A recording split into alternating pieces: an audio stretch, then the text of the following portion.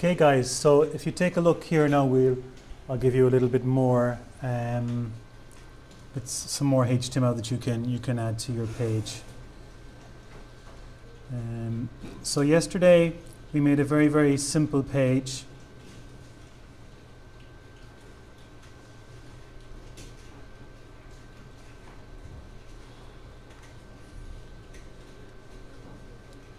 And today I'm going to show you some more HTML. Yesterday we looked at how you have the HTML structure, and then inside in that you have the header and the body. And you recall that all of the content of the page goes inside in the body. And inside in the header you must also have a title.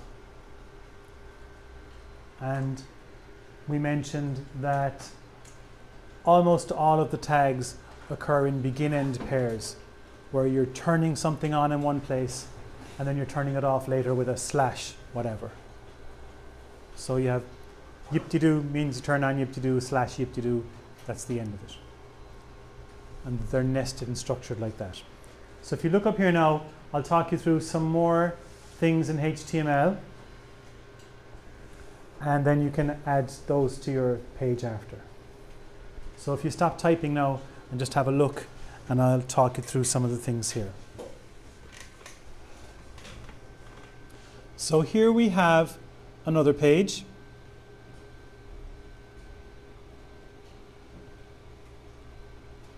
And as you can see, we begin with HTML, and then at the bottom we have slash HTML. We have the head, and inside in the head we have a title, and then we have a body for the content of the page, and then slash body down here. So your web page must have all of those things in it. So what's new today that we didn't see the last day is here we have a H1. A H1 is a heading.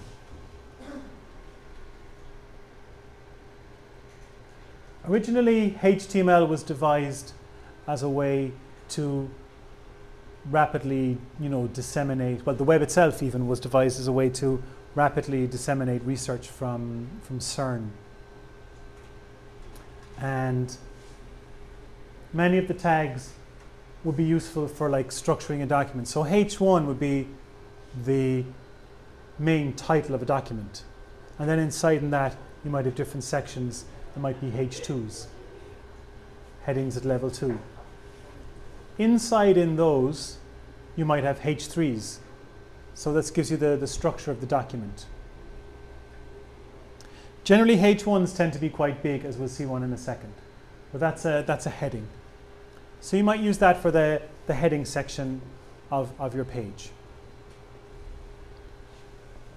Up next, we have some BRs. We saw these yesterday. We saw that BR lets you go on to a new line. But BR slash isn't one of those tags that has a partner. It stands alone. So BR slash brings you onto a new line, and it doesn't occur in pairs. It's one of the few ones that doesn't occur in begin-end pairs.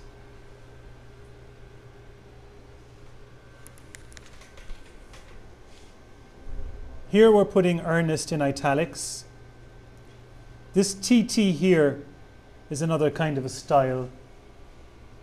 It's not very important what that does. What is interesting here, and this is important, is here we have a link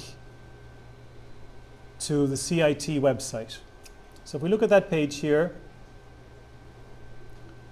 you can see the heading 1 is quite big. It's much bigger than the other text. Stuff here is in bold, is in italics, like we said. And this here is the effect of the TT tag. Just gives it a slightly different style. That's not very important. Here we have CIT, and by default a link in this browser anyway is blue and underlined. And if we click on this, it would take us to the CIT website. Now, as it happens, I didn't bother connecting to the network, so it won't take me anywhere. But let's have a look now at the structure of a link. So it starts with an A, which is short for anchor. And then we've /A over here to end it. And between the A and the /A, this here, the part inside in the tags, between the begin and end, that's what appears on the page. So that's the clickable onable bit, for want of a better description. That's actually what will appear on the page. In here then, inside where we open the anchor tag, we have a href. So it's href equals, and in double quotes, so that's a double quote, it's not two single quotes, that's a double quote there. We have http://www.cit.ie. And so that'll take you to the CIT homepage. You could also put in here, if you have more than one page, you could have like mypage1.html and mypage2.html. If you were to put in here mypage2.html, the browser will look for mypage2 in the same location as this page that's calling it. So you can have the full path if you want. I mean, you could have http://mcom.cit.ie/staff/computing/cmanning. So that's my home page. So you could have a full path like that. That might even be, you know, colin1.html or something like that in there. You could give the complete full address of the page if you want. However, if you don't specify a full path, if you just give the page name, the file name, then the browser will look for that wherever it happens to be.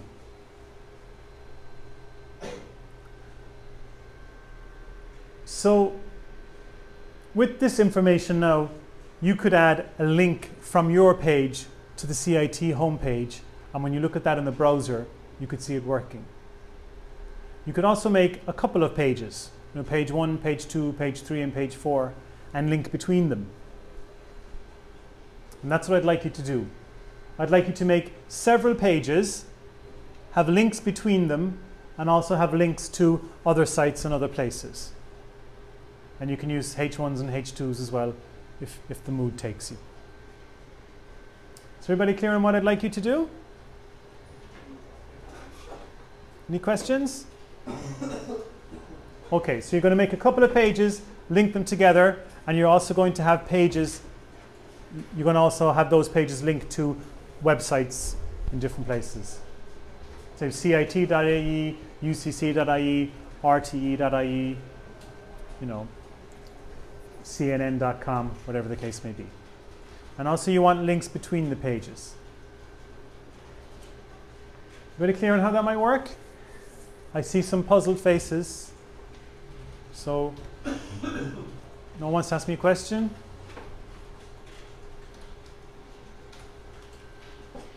I'll be coming around anyway.